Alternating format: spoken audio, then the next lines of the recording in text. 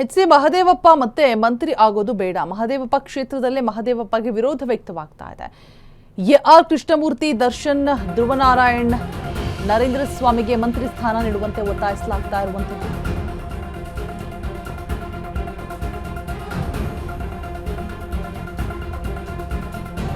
ಮಹದೇವಪ್ಪ ಕ್ಷೇತ್ರದಲ್ಲೇ ಇದೀಗ ಮಹದೇವಪ್ಪಗೆ ವಿರೋಧ ವ್ಯಕ್ತವಾಗ್ತಾ ಇದೆ.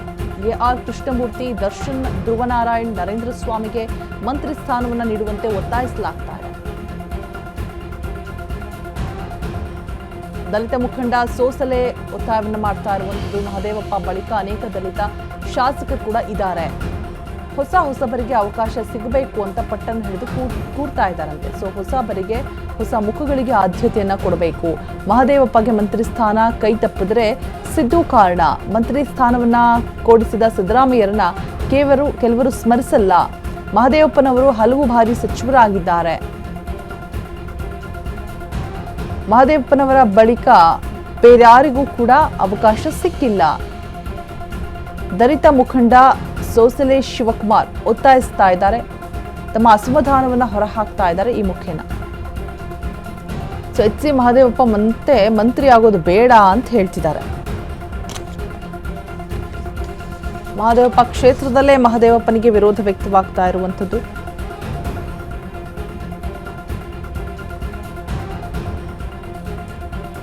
ಆರ್ ಕೃಷ್ಣಮೂರ್ತಿ, ದರ್ಶನ್, ಧ್ರುವನಾರಾಯಣ್, ದಲಿತ ಮುಖಂಡ ಸೋಸಲೆ ಶಿವಕುಮಾರ್ ಒತ್ತಾಯಿಸ್ತಾ ಇದ್ದಾರೆ. ಅನೇಕ ದಲಿತ ಶಾಸಕರಿದ್ದಾರೆ ಅವರ ಬಳಿ. ಹೊಸಬರಿಗೆ ಅವಕಾಶ ಸಿಗಬೇಕು ಅಂತ ಪಟ್ಟನ್ನು ಹಿಡಿದಿದ್ದಾರೆ.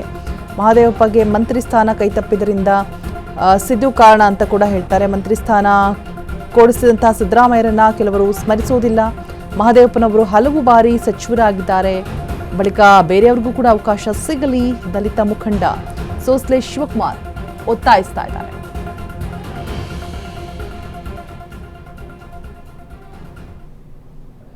ಅದೇ ನೋವಾಗಿದೆ. ದಲಿತ ಸಿಎಂ ಆಗ್ಬೇಕಾಗಿತ್ತು ಕಾಂಗ್ರೆಸ್ ಪಕ್ಷದಿಂದ, ಬಟ್ ಆಗಿಲ್ಲ. ಅದು ನಮ್ಗೆ ನೋವಾಗ್ತಾ ಇದೆ.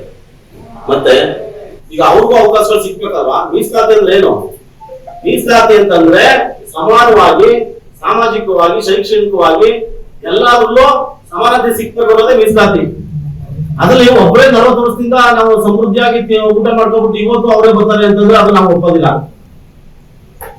ಇನ್ನೊಂದು ಹೇಳ್ತಾರೆ, ಪುತ್ರ ವ್ಯಾಮೋಹ ಅಂತ ಹೇಳ್ತಾರೆ ಕೆಲವರು. ಪುತ್ರ ವ್ಯಾಮೋಹ ಅಂದ್ರೆ ಮಾಧವಪ್ಪರ್ಗಿರುವ ಪುತ್ರ ವ್ಯಾಮೋಹ.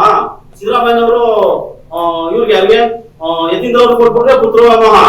ಮಾಧವಪ್ಪನವರು ಮಗನ ಕೊಟ್ಟು MP ಮಾಡಿದ್ರೆ ಪುತ್ರ ವ್ಯಾಮೋಹ ಇಲ್ವಾ? ಅದು ಈಗ ಎಕ್ಸಾಂಪಲ್ ನಂದೆ. ನಾನು ಕಾಂಗ್ರೆಸ್ ಅಲ್ಲಿ ಇದ್ದೆ. ನಾನು ಜಿಲ್ಲಾ ಪಂಚಾಯತ್ ಟಿಕೆಟ್ ಆಕಾಂಕ್ಷಿ ಆಗಿದ್ದಾಗ ಅವ್ರ ಮಗಳು ಕೊಟ್ಕೊಂಡ್ರು ಬಂದು ಇಲ್ಲಿ ಸೋಸ್ಟಲ್ಲಿ. ಅದಂಗೆ ಹಂಗಂದ್ರೆ ಸಂಬಂಧಕ್ಕೆ ಕೊಟ್ಕೊಬಿಟ್ರೆ ಇನ್ನು ಉಳಿದ ಕಾಂಗ್ರೆಸ್ ಕಾರ್ಯಕರ್ತರಲ್ಲಿ, JDS ನವರಲ್ಲಿ, BJP ಅವರಲ್ಲಿ ಸಮುದಾಯ ನಾಯಕರು ಹೊರಹೊಮ್ಮೋದು ಹೆಂಗೆ? ಸೆಕೆಂಡ್ ಲೈನ್ ಆಫ್ ಲೀಡರ್ ಆಗದ ಹೆಂಗೆ? ಉತ್ಪತ್ತಿ ಆಗದ ಹೆಂಗೆ? ಈಗ ನಾವೆಲ್ಲ ರಾಜಕೀಯಕ್ಕೆ ಬಂದಾಗ ನಾವೆಲ್ಲ TP JP ಆಗ್ಬಾರ್ದ? ನಾವೆಲ್ಲ MLA ಆಗ್ಬಾರ್ದ? ನಮ್ಗೆ ಅದೇ ನೋವಾಗಿದೆ. ದಲಿತ CM ಆಗ್ಬೇಕಾಗಿತ್ತು ಕಾಂಗ್ರೆಸ್ ಪಕ್ಷದಿಂದ, ಬಟ್ ಆಗಿಲ್ಲ. ಅದು ನಮ್ಗೆ ನೋವಾಗ್ತಾ ಇದೆ. ಮತ್ತೆ ಈಗ ಅವ್ರಿಗೂ ಅವಕಾಶಗಳು ಸಿಗ್ಬೇಕಲ್ವಾ? ಮೀಸಲಾತಿ ಅಂದ್ರೆ ಏನು?